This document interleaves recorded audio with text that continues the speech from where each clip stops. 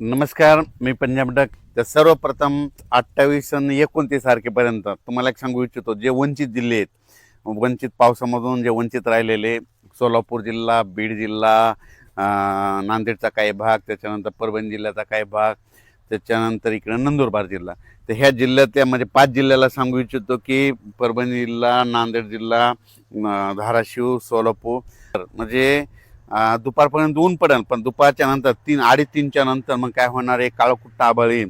आणि मग ह्या 5-6 जिल्ह्यामध्ये 28 आणि 29 तारखेपर्यंत अर्ध्या घंट्याचा 1 तासाचा जोराचा पाऊस पडणार आहे, म्हणून हा अंदाज लक्षात घ्यायचा.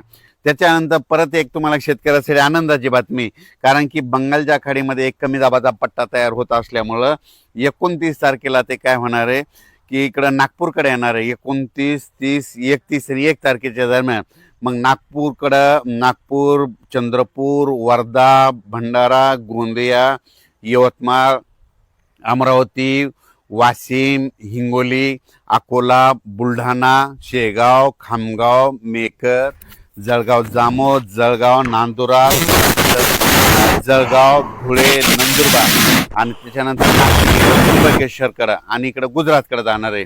म्हणजे 30, 31 आणि 1 तारखेच्या दरम्यान ह्या पट्ट्यामध्ये जवळपास 10, 15, 16 जिल्ह्यामध्ये मात्र मुसळधार पाऊस पडणार आहे, म्हणून हा अंदाज लक्षात.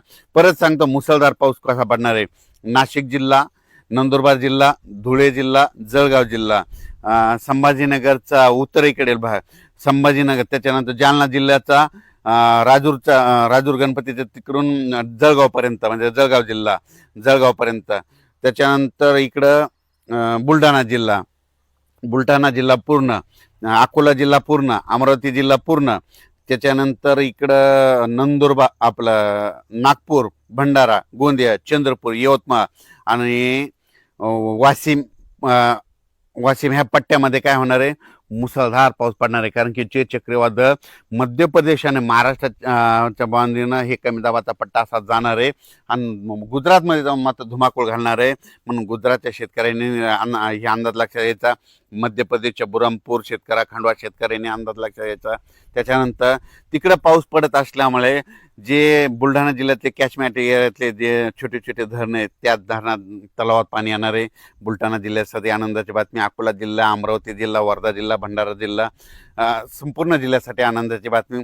पण ते तिकडं पाऊस पडत असल्यामुळे परभणी जिल्हा, नांदेड जिल्हा, त्याच्यानंतर लातूर जिल्हा, धाराशिव जिल्हा, बीड जिल्हा आणि जालना जिल्ह्यात इकडं देखील काय होणार आहे, म्हणजे ह्या 3 दिवसात म्हणजे 27, 28, 29 पाऊस पडणार आहे. पण 30, 31 आणि 1 तारखेच्या दरम्यान परभणी, हिंगोली, नांदेड, लातूर, धाराशिव, बीड आणि संभाजीनगर जिल्ह्यात देखील जोराचा पाऊस पडणार आहे. म्हणून हे परभणी जिल्ह्यातल्या शेतकऱ्यांसाठी आनंदाची बातमी. त्याच्यामुळं अहिल्यानगर जिल्ह्याला देखील पाऊस पडणार आहे, म्हणून अहिल्यानगर जिल्ह्यासाठी आनंदाची बातमी. त्याच्यानंतर इकडं पश्चिम महाराष्ट्रामध्ये सोलापूर, सांगली, सातारा, कोल्हापूर तिकडे सरी मात्र त्या चालूच राहते आणि कोकणपट्टी घाटमाथ्याचा पाऊस चालू राहील. पुण्याला देखील चालूच पाऊस राहील. त्याच्यानंतर मुंबई इगतपुरीकडे देखील चांगला पाऊस पडणार आहे. संगमनेर, अकोले पडणार आहे. उजर, गणपती तिकडे देखील पाऊस पडणार आहे, म्हणून हा अंदाज लक्षात घ्यायचा.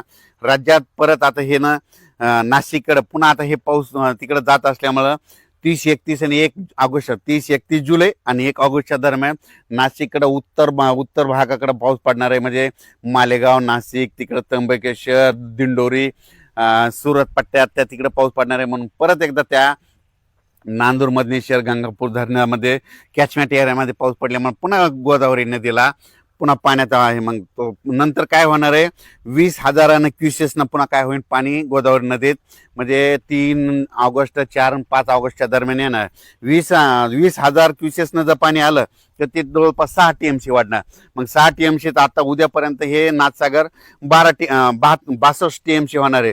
62 आणि 6, मध्ये माझा ते अंदाज आहे 5 ऑगस्टपर्यंत हे नाथसागर 78 म्हणजे 70% जाईल अशी म्हणजे माझी अपेक्षा आहे. आणि हो, कारण की ह्या नाथसागराव परभणी जिल्हा, बीड जिल्हा, नांदेड जिल्हा, हिंगोली जिल्हा हे तहान भागवणारं धरण आहे. संभाजीनगराचा पाणी पुरवठा करणारं धरण आहे. संपूर्ण MIDCचं देखील याच्यावर चालतं. म्हणून 70% ह्या जवळ 5 ऑगस्टपर्यंत येईल. म्हणून सर्व शेतकऱ्यासाठी आनंदाची बातमी.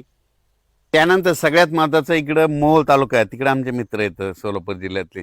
तर त्यांचा फोन आला की आमच्या मोहोळ तालुक्यामध्ये बऱ्याच गावामध्ये पाऊस नाही, मसले चौधरी त्या बरेच भाग असे वंचित आहेत. त्या शेतकऱ्याला सांगू इच्छितो की मोहोळ तालुका, पंढरपूर, तिकडं सोलापूर जिल्ह्यामध्ये इकडं मंद्रुप त्या परिसरामध्ये चांगला पाऊस पडणार आहे. 27, 28, 29 पडणार आहे आणि 30, 31 आणि 1 ऑगस्टचा ते देखील पडणार आहे. म्हणून तुमच्यासाठी आनंदाची बातमी, धाराशिव जिल्हा, इकडे कडा आष्टी, बीड, तिकडं देखील चांगला पाऊस पडणार आहे. इकडे बालमटाकडेच्या परिसरात देखील चांगला पाऊस पडणार आहे.